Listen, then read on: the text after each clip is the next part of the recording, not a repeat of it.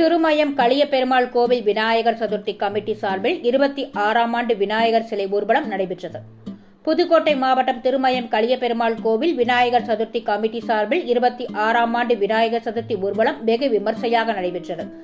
இந்த நிகழ்ச்சியில் பாஜக மூத்த தலைவர் பெருமாள் தலைமையில் சிறப்பு விருந்தினராக கலந்து கொண்ட மருத்துவர் ராஜசேகர பாண்டியன் கொடியசைத்து ஊர்வலத்தை தொடங்கி வைத்தார்.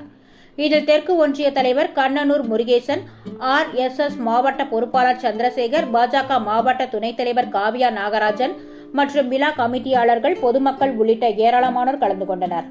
கடந்த 6ஆம் தேதி மாலை களியபெருமாள் கோவில் முன்பாக விநாயகர் சிலை பிரதிஷ்டை செய்யப்பட்டது.